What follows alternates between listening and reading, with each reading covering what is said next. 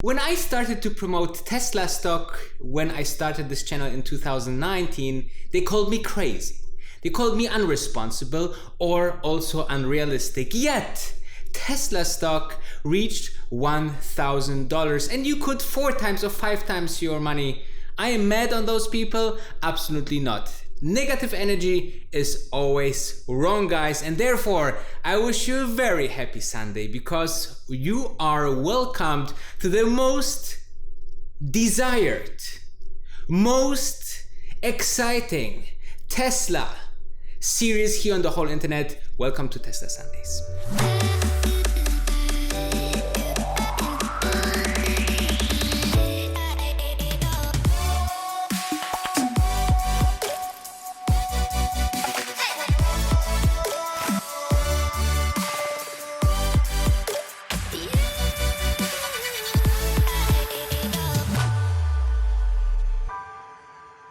To give you a blueprint of this episode, I will run quickly through the topics today. So we will talk about the Tesla stock which reached $1,000 per stock. Moreover, we will talk about the downgrades. Now it's starting to people and companies to see, hey, this stock is quite high, let's downgrade a bit, so if it falls, we are right.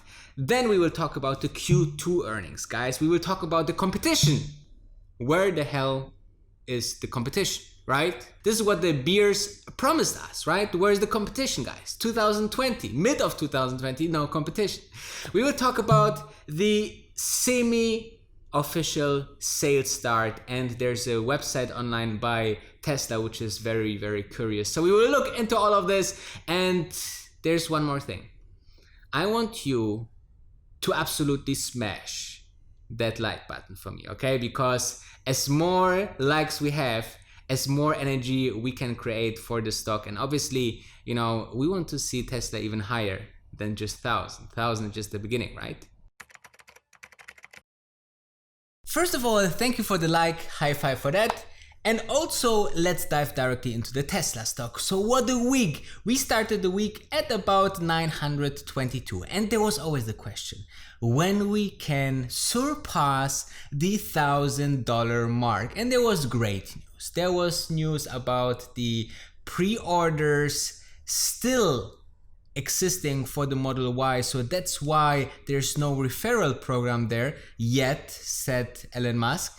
And also there's huge news from China as well that the sales of the Model 3 is absolutely blowing it with 200% more year over year. And then obviously this and the overall market that is just absolutely bullish will make the Tesla stock on the 10th of July to a $1,000 stock. We reached even intraday $1,023. And then the next day we had our market crash, so we lost about 4.64%, and then another, what was it, 4% on Friday because there was some downgrades. Now the analysts want to ensure that they don't point in the wrong direction, right? Because their best guesses are the ones that should be the most realistic. So, you know, analysts, you know, I'm not a big fan of that, okay? Because analysts are giving you always like 3-4 cases. You remember Adam Jonas from Morgan Stanley. When I said this will be $1,000 stock, he said the bear case will be a $10 stock. So yeah, congratulations. So let's talk about the downgrades. The downgrades that pulled Friday the stock a little bit down was by 2 big investment houses. First it was Morgan Stanley, which is the main chief analyst Adam Jones. Then there is Goldman & Sachs, and both are obviously very big investment houses on Wall Street, and when they are putting something out there, everybody is listening. Now there's 2 risks that they are mentioning. Okay, first of all, obviously the stock price. The stock price went so much up that they think that a pullback is quite realistic and can happen anytime. Any time of a correction can happen, and this is risk number one. Okay, an overbought stock is always tendency to go a little bit down over time to then go further up. Well, this is the absolutely best possible scenario. On the other side, there's a second risk that they mentioned. This is the China-US tensions. And this is meant that as bigger Tesla China is getting, as bigger the risk obviously is getting if there is some confronting between those countries. But there's two things to consider. First, China is producing for China, and China money or funds are, let's say, it's harder to get them outside of China. But remember, Tesla didn't put that much of its own money, but it's financed it by Chinese banks, most of the necessary capital that was necessary to build this factory. So in end effect, you have China money that is building and creating wealth and value in China, and China can grow and grow and grow, and at some point, it will be so huge and maybe similar or even bigger than the US, and therefore, it's nothing that Tesla put first $3 billion there and hope that something grows. No, it's all local money, or most it's local money, and therefore I'm thinking that this is something quite interesting to see. And the scaling of Tesla China is one of the most interesting parts of the future of Tesla. In about 9 days and 1 month, on the 22nd of July, I got you almost.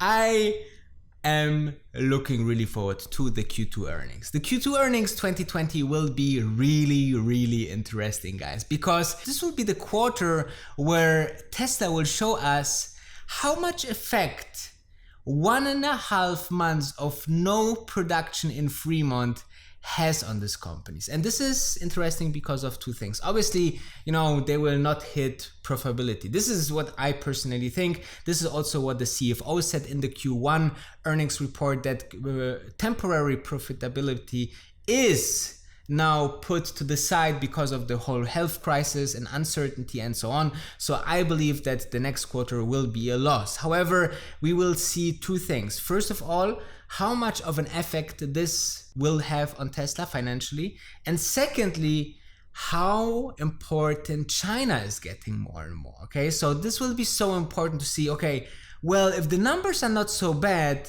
this means that Tesla China is really killing it. And expanding this, scaling this will be the absolutely holy grail for Tesla in the next couple of weeks and months, because China is absolutely working horse, with the numbers, with the market, with the outcome, with the subsidies. So many things are so bullish for Tesla in this region that I cannot imagine that this will be, at some point, maybe even the same equality like Europe, US, I still believe that US will be so important because it's still the headquarter. They will produce every bigger new model there. They will produce the Cybertruck there, the semi-truck, those of cars will be still produced in the US, but it's all about mass producing for the China market and the Asia market in general, because at some point they will expand from there into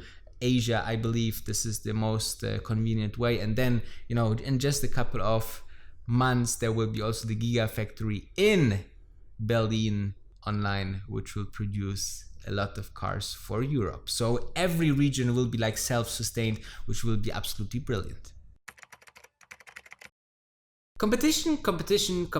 Where is the competition? Now, this was one of the main arguments by the short sellers always. BMW, VW, Daimler, all of them will come and catch Tesla. And until now, we don't have any of them, okay? So actually, VW, the things that actually should be already on the market, like the i3, still have software problems. And there you can see how good Tesla is, not only on the hardware side, but also on the software side, and melting both together. The iPhone effect or the Apple effect, where everything comes from one hand. It's absolutely beautiful, and this is something that the car manufacturer just have to learn. Okay, the software need to get better, so either they outsource that, which is very expensive and need a lot of alignment, or they bring all of this R&D people, software people into their companies and create, a software division.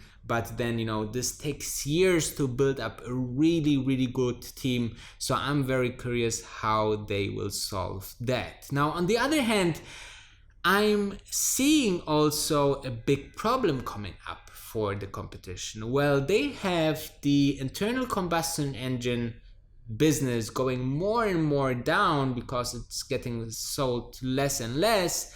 And on the other side, they need to invest billions and billions of dollars into the electrification of their fleet. So it will be quite hard.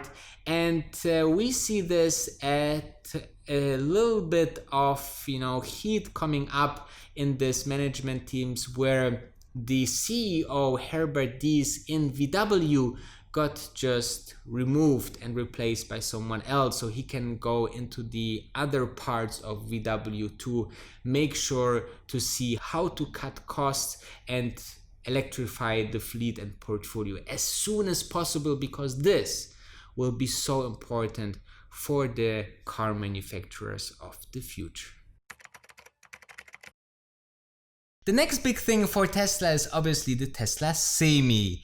Now this will move the high volume production of big transportation, futuristic electric self-driving trucks to the next level. Now they brought online a website that you can see here. I figured out the first thing that when I'm putting my settings to Middle East or UAE or outside the US, I cannot access this website. So I believe that they just target US customer until now, because maybe there's some shipping problem of this thing, or maybe they want to concentrate on the main market, which is obviously the US. And then you can see unbelievable specs. So with the full weight on this transportation truck, this car will reach 60 miles per hour in just 20 seconds, guys. Okay. Moreover, here it's beautiful made. It's showing us a couple of mileage ranges. I'm a little bit not sure why there should be a 300-mile range vehicle for 150,000 and a 500-mile range car for 180,000. But who knows, right? They thought something about it, but I mean, on the other side, we have to consider maybe there are semi-trucks for small, areas, or more domestic and more small road transport, and then maybe 300 miles would be okay. But with time, also the batteries will lose a little bit of capacity. So I think, for $30,000, you rather go for the 50-mile range. But in sales, and this is very important, guys, you always need to have options to show clients to, so they have at least the feeling that they have options. And maybe if they